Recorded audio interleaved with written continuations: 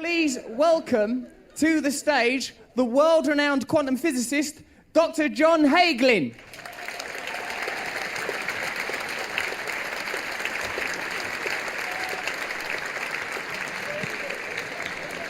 Welcome. I'm staying here to interview you, so don't be afraid by the slightly altered dynamic. Think of this as like Regis and Kathy, but about quantum physics. So I've got some specific questions that I've been given. Right. Doctor, what does science tell us about meditation? A lot. Meditation... I'm genuinely interested. That was it. Oh yeah, that would have been short. I'd have done, oh, fair enough, he is a quantum physicist. Meditation, properly understood, is a technique to turn the outwardly directed attention within, to experience deeper, quieter levels of thought, to go beyond the thinking process, to experience pure subjectivity, pure consciousness, the source of thought. Science says this meditative state is a fourth state of consciousness, distinct from waking, dreaming, sleeping. It's a state of very deep rest, deeper than sleep, and simultaneously a unique state of electrophysiological brain functioning.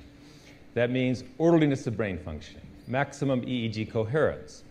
And that's important because EEG coherence correlates with rising IQ, intelligence, creativity, learning ability, good looks, psychological stability, emotional maturity.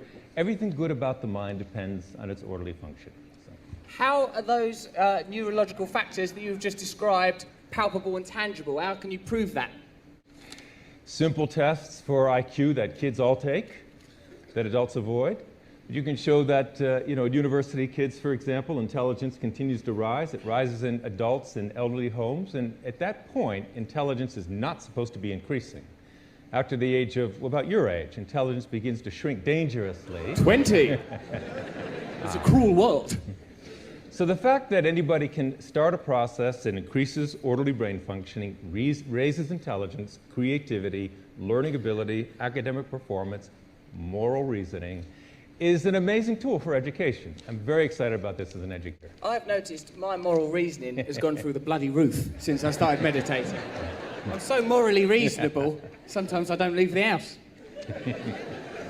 What does the transcendental element of transcendental meditation mean, please, Doctor? The transcendental is important because it's not about thinking or concentrating or contemplating or visualizing or any kind of intention, any kind of effort. It's about slipping beyond thought to the experience of the source of thought, which is being, pure subjectivity, pure wakefulness.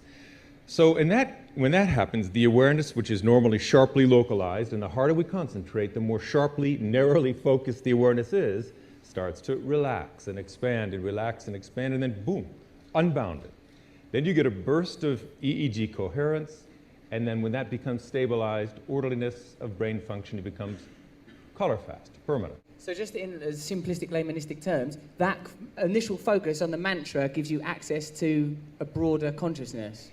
It's not the focus on the mantra, it's the fading of the mantra, which is part of the process. It's an ancient trick. It happens automatically, it's gone. And when it's gone, you are no longer localized. You are unbounded. It's that unbounded awareness subjectively that gives the global EEG coherence, orderliness of brain functioning. So it's not really about concentrating on a mantra, it's about transcending the mantra. I understand. Is there a religious or a doctrinaire component to this system? It's not a religion, it's not a philosophy, it's this technique, pure and simple, to experience the source of thought, pure consciousness. Now, people of different faiths may say, to them, it has deep religious significance. It resonates with their own beliefs. Many religious faiths, spiritual traditions, believe in the fundamental unity of life, which is now a scientific fact, the fundamental unity at the basis of the diversity of the universe. That's what the unified field is, but you knew that. Transcendental meditation I did actually, because I looked at that tree drawing. That's it, that's it. Like there is unified, all being is... At the source of diversity, yeah, the basis of diversity.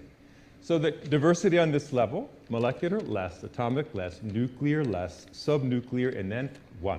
The force is all unified. That's the unified field, the fulfillment of Einstein's dream. The superstring revolution, which hit the UK, I understood. It hit here, and Yeah, since we're then... nuts for superstring over there. It's like Beatlemania all over again.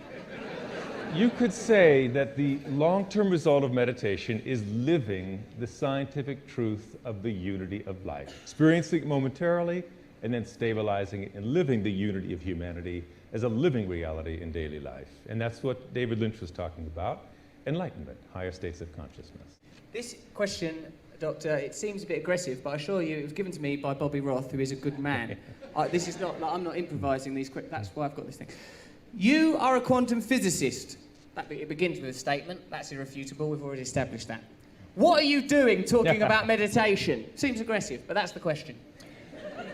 Since Einstein, physics has been about discovering the fundamental unity at the basis of the surface diversity of the universe.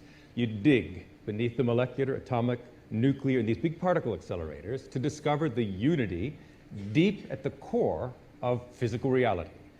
Meditation is a subjective means of experiencing that same fundamental unity of life. And that fundamental experience transforms the brain.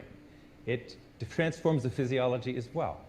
But really, it's the same unity from the perspective of modern physics that is experienced subjectively in the meditative state of pure consciousness.